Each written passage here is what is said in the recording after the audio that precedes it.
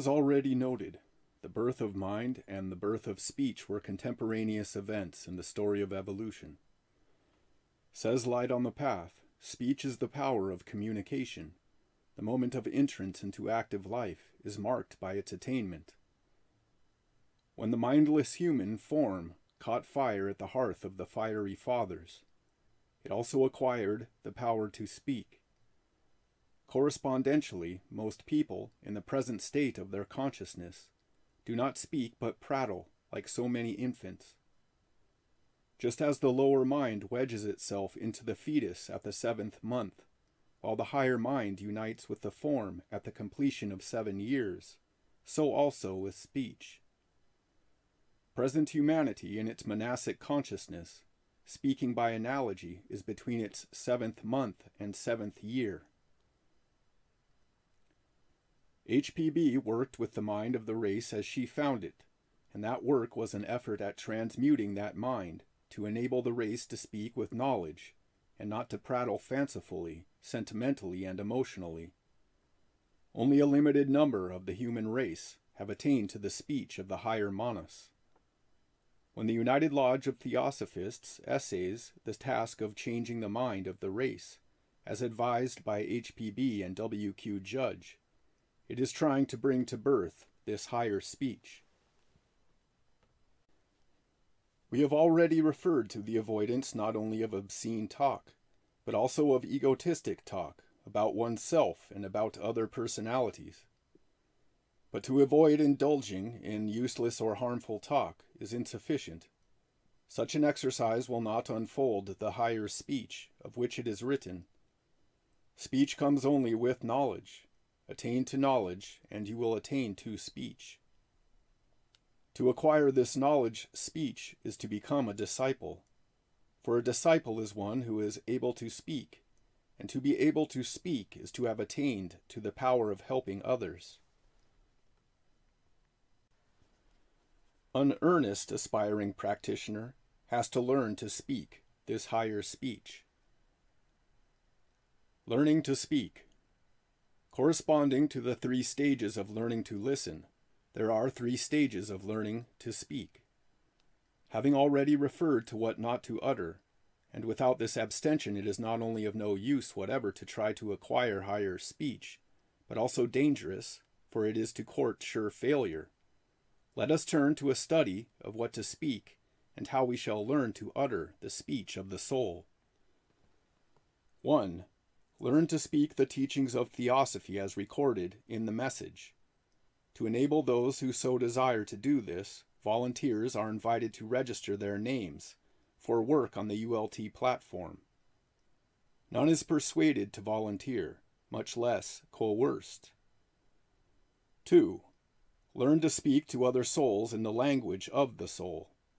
What is learnt at the lodge when practiced in life brings opportunities, daily and hourly, to give and receive help of a spiritual kind.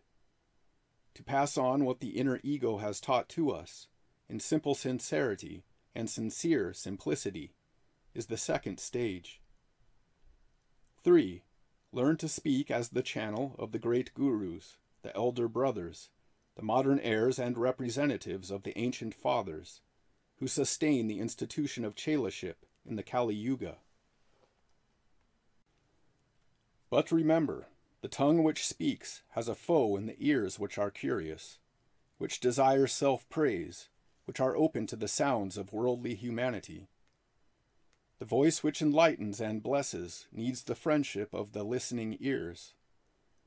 But of that voice it is written, before the voice can speak in the presence of the masters, it must have lost the power to wound. The first speaking. As an aid to overcome the worldly habit, so strongly ingrained, of speaking impulsively, without thinking, of speaking without rhyme or reason, because conversation must be kept up, and so on. The student is recommended to turn practitioner of the art of the higher speech.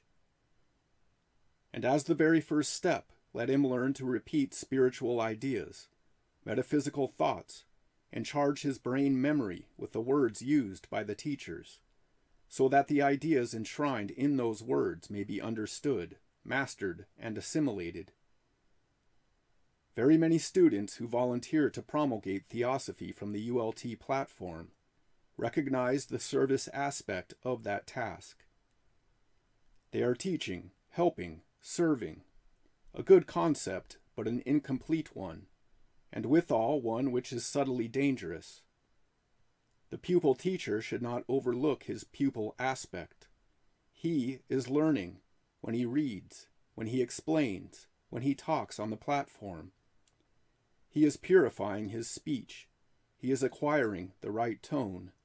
He is learning the preliminaries of the occult art par excellence.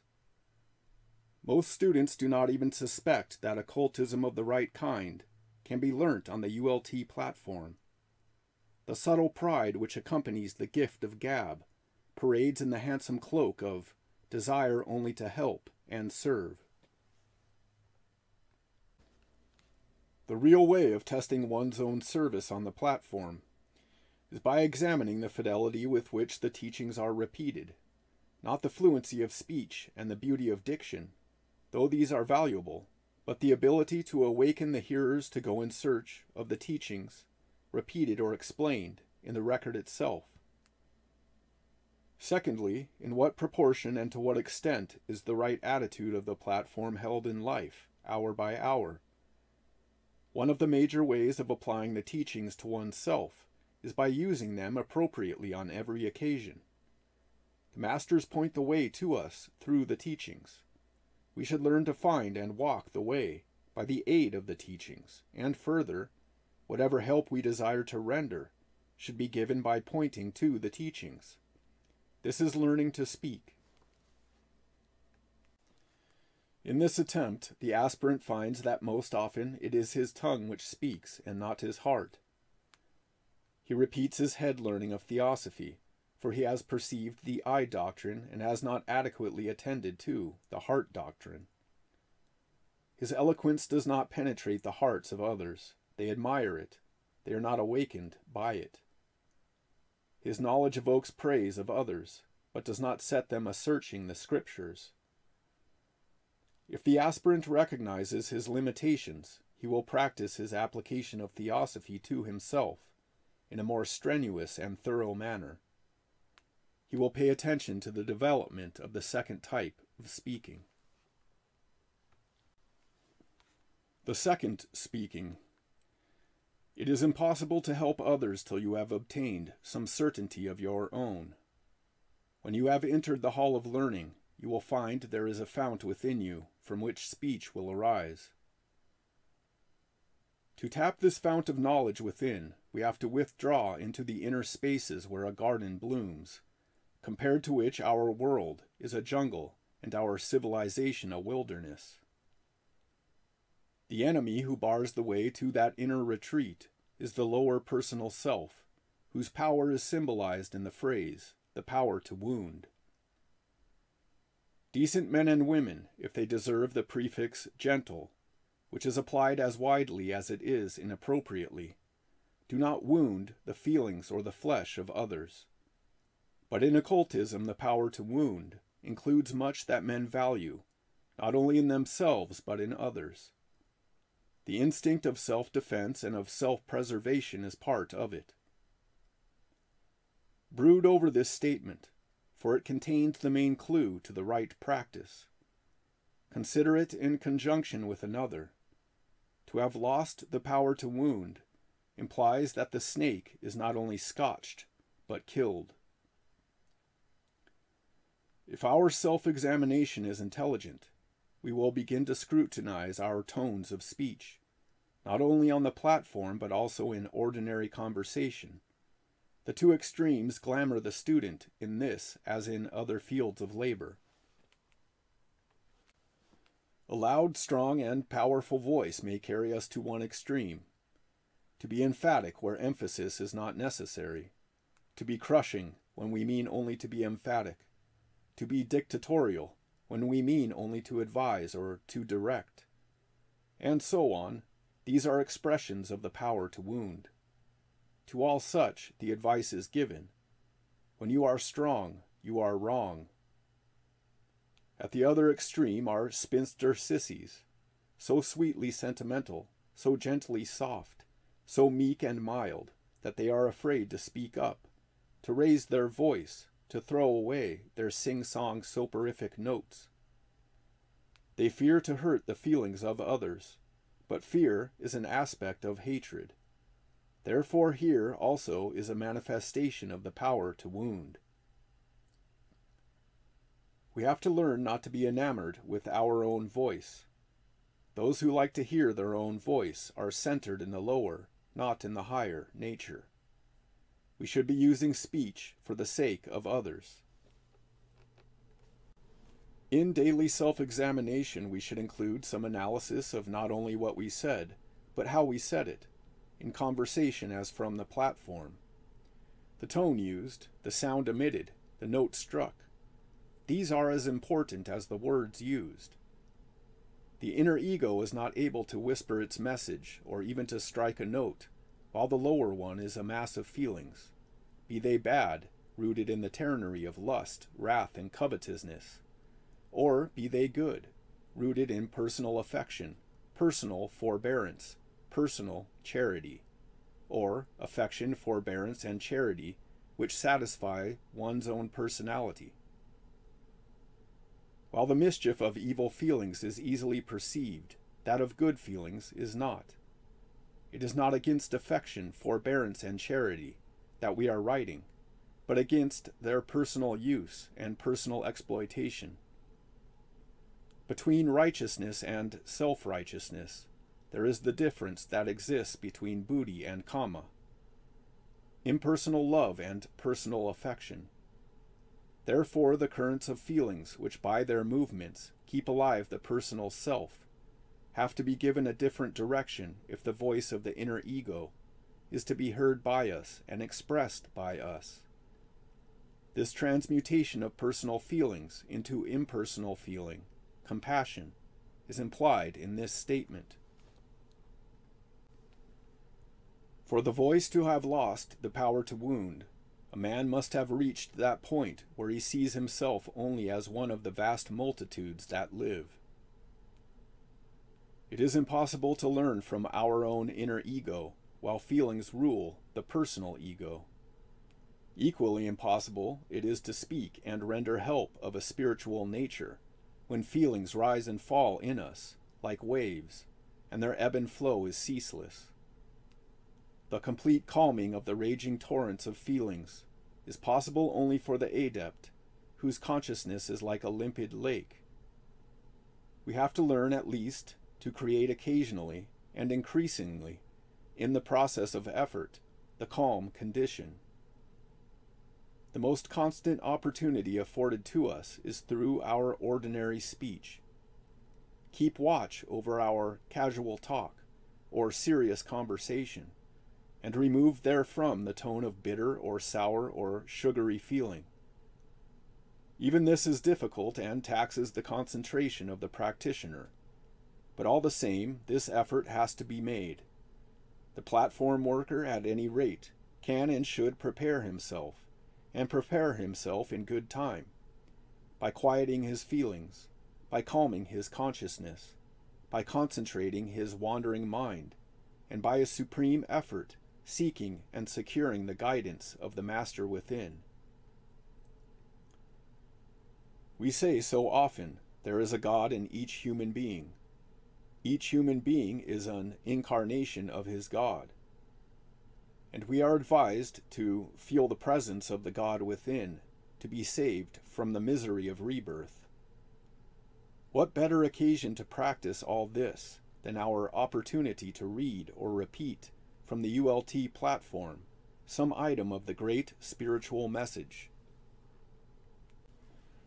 One method by which we can check our own successful achievement in this effort is by noting to what extent we are able to look upon others not as passing personalities, but as immortal souls progressing into perfection. As the individual has voice, so has that in which the individual exists. Make an application of this truth. Humanity has a voice, and we live in the midst of human beings. What do we hear? With what are we consubstantial? Do we perceive and contact only ugliness, weakness, evil? With what principle of our being do we so perceive and contact? Are we able to hear sermons in stony hearts? It is comparatively easy to see sermons in stones, but difficult to hear the message issuing forth from the stony heart. Complete the quotation and read it with this implication. As the individual has voice, so has that in which the individual exists. Life itself has speech and is never silent, and its utterance is not, as you that are deaf may suppose, a cry. It is a song. To get at the song of life behind the agonizing cries of the sufferer, the egotistic bombast of the ambitious, the loquacity of the hedonist, the harangue of the propagandist, and so on, we need the action of the soul within us. It is hard to guess where you will first detect the sweet voice in the hearts of others, but it is added, once having heard it, within yourself, you will more readily recognize it around you. When a soul is able to speak to another soul, the learning of the second kind of speech is almost completed. The third speaking. But in the process of acquiring this power of higher speech, and of overcoming the power to wound and the power to feel hurt, the neophyte finds himself in the hall of probationary learning, where under every flower is a serpent coiled. The chances of mistaking the psychic for the spiritual, the egotistic for the altruistic, are innumerable. We shall not repeat, for the ground has been gone over under the subheading, the third listening. The most potent factor which strengthens egoism is related to this mistaking the speech of the denizens of the lower astral for that of one's own inner ego, and more, for that of the presence of the divine astral. If because of his psychic makeup the aspirant readily sees colors and hears sounds, let him beware. The instruction from the inner ego does not reach the personal self readily and easily. Much less do messages from masters do so. The one sure test, for the beginner, the only test, is in remembering and applying this piece of wisdom already quoted. To have lost the power to wound implies that the snake, of self-reappearing in a finer form, is not scotched but killed. Self-reappearing in a finer form. This is a stage in the life of the probationary pupil. Soon or late, he will have to face this finer self. Subtle and insidious, he may overcome its wiles quickly, or he may take a long time. But it is a battleground on which he must fight, be the result failure or success. If he succeeds, he will feel the hunger within, and feeling it, he will cry for light. To ask is to feel the hunger within, the yearning of spiritual aspiration. Very many candidates feel the yearning, but struggle to escape from the prison house of pain. To be wounded because we have the power to wound. Therefore it is written, no voice penetrates to his inner hearing till it has become a divine voice, a voice which gives no utterance to the cries of self. And if the unwise aspirant tries to force his way and break into the circle of ascetics, dire consequences await him. It is said, if the demand of the neophyte is made without the complete purification, it will not penetrate the seclusion of the divine adept, but will evoke the terrible forces which attend upon the black side of our human nature. So, beware. The demand of the neophyte remains unheard until the voice in which it is uttered has lost the power to wound. When the purified probationer has brought the beast of self well under his control, he has another condition to meet. The divine give. They demand that you also shall give, before you can be of their kin. This law is discovered as soon as the disciple endeavors to speak, for speech is a gift which comes only to the disciple of power and knowledge. The spiritualist enters the psychic astral world, but he does not find there any certain speech, unless he at once claims it and continues to do so. Now from the very start, because of the great emphasis which Blavatsky and Judge laid on the service of orphan humanity, most student aspirants evince a keen interest in rendering service. But occultism refers to a different type of spiritual service, that mentioned in the above quotation. Appropriate to the requirement of the cycle of our humanity, the desire to help others is in manifestation. 1,001 institutions exist to help lame dogs over the stile. They are avenues for ordinary souls to realize the value of service and indirectly to learn the law of brotherhood and interdependence. But the type of service here referred to is of a very different nature indeed. The right to serve and to sacrifice accompany the acquisition of true spiritual knowledge. Chelaship implies special soul service, rendered by the aid of special soul wisdom. If his, the disciple's, will is sufficiently resolute, his power of speech comes, a twofold power. If he is to exercise his new gift, he must use it in its twofold character. He finds in himself the power to speak in the presence of the masters, but he cannot send his voice up to the heights, where sit the gods, till he has penetrated to the deep places where their light shines not at all. Such a, quote, deep place cannot be found by ordinary devotees. They fail to perceive the existence of such deep places, even when they touch their boundaries. Often they passed by someone in the last ditch, their gaze fixed elsewhere. It is well so, for the ability to pull out almost lost souls from that last ditch depends upon special knowledge, without which the helper himself is likely to lose his foothold and be smirched with the filth of that awful ditch. Therefore the pupil has to learn how to ask for special knowledge.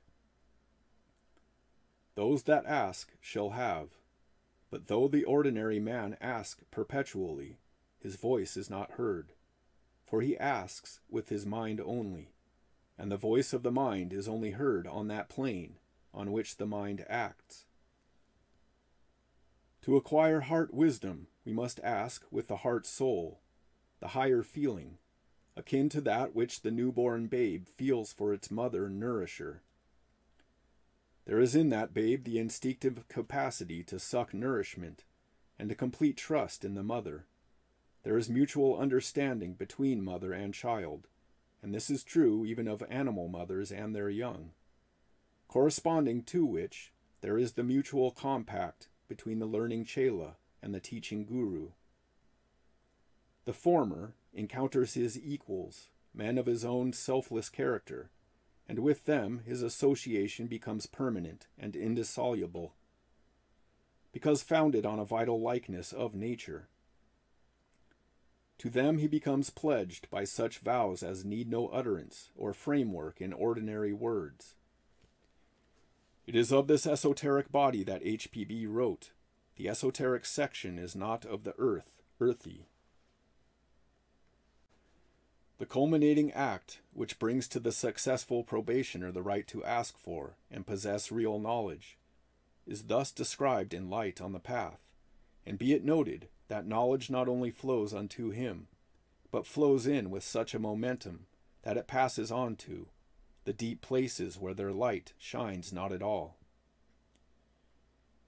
In claiming the power of speech, as it is called, the neophyte cries out to the Great One who stands foremost in the ray of knowledge on which he has entered, to give him guidance. When he does this, his voice is hurled back by the power he has approached, and echoes down to the deep recesses of human ignorance.